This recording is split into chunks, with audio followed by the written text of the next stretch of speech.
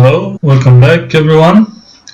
In my previous game I played against Damian04, FIDE Master. I believe he's an anonymous one, yes. And I accidentally played b4 on the first move, so I don't think there's a lot to cover as far as the opening is concerned. I'm mainly playing one d4 and one e4, so there was something I wouldn't be the best person to share his knowledge in this position, in this opening. So I played okay, e6 was a little bit weird by my opponent. I think it was a little bit passive, and I actually believe my position is slightly better now. So after h3 and bishop takes f3, white has got a nice edge both in space and in the term of having a bishop pair. And yeah, now after d5, b5, c5, I played correctly with c takes d5, and I didn't notice he was threatening to take on d4, so bishop a3 would have been much better. And after my queen b3, where he took on d4, I could still play the nice move bishop a3, threatening his queen and the rook behind it, and had he gone knight c5, then I would go queen c4 followed by e takes d4. So he would have been forced to sacrifice an exchange, and would still have some advantage. And later on the game became close to equal, and I managed to trick him in time pressure. So overall it was an interesting game. Game started. Not to misclick the first move next time.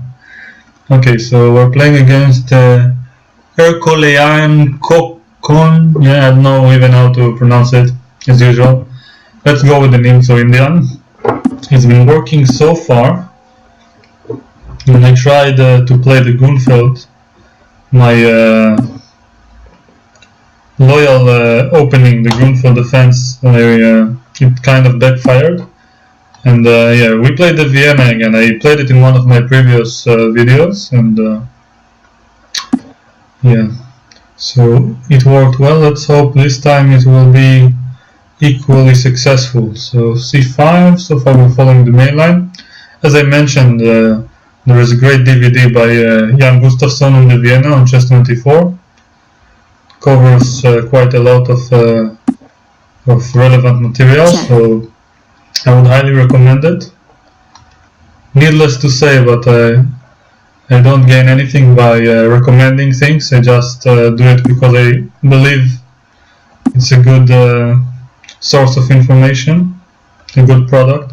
So here, check. The point of my opening is to grab this pawn and prevent my opponent from castling. And now it's very important to take on f6, not to be tempted with this intermediate check of grabbing a bishop. It looks like I gain another piece, but then he would have had rook c1, and after my queen had moved, he would be able to take on c8 with a winning position.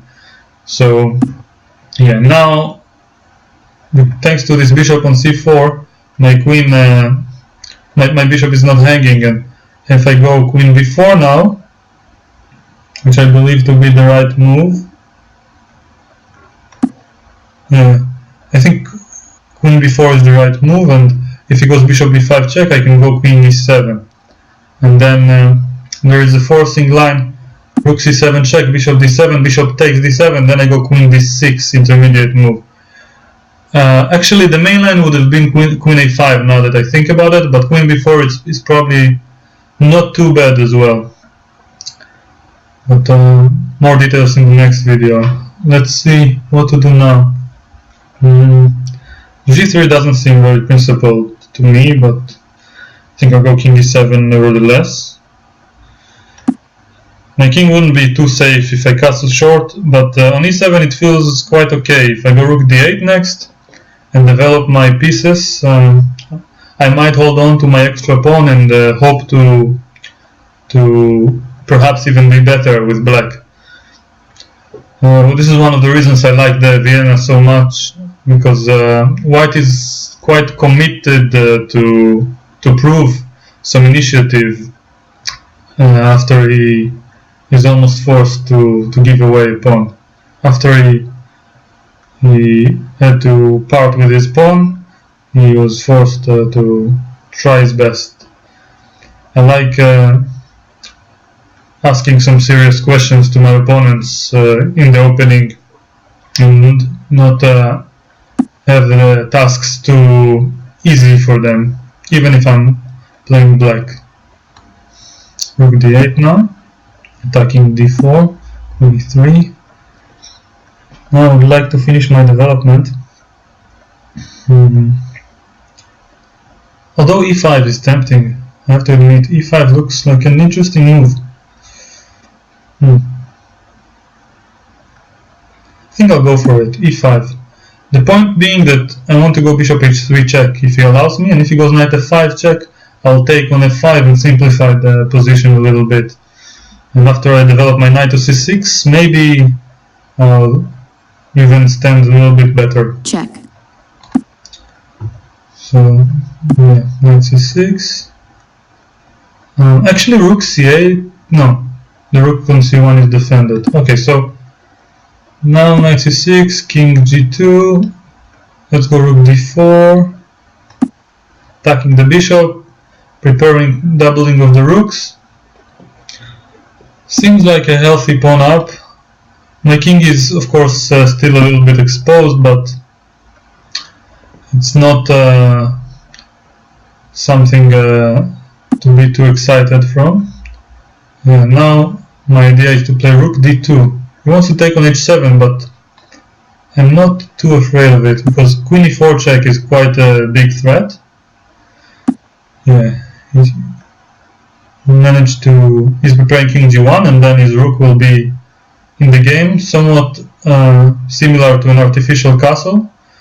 Yeah, looks exactly like an artificial castle, in fact. But this check is still quite useful for me, because I can grab f5 or play knight d4, depending on where he goes. If he goes king g1, knight d4 will be quite lethal. White resigns. My Italian opponent decided to resign. Let's see if he has an identity. No, I believe I've already checked. He's anonymous. So, yeah. This has been quite a decent game. So, thanks a lot for watching, and for brief comments about the opening and the game, feel free to watch my next video. Thank you.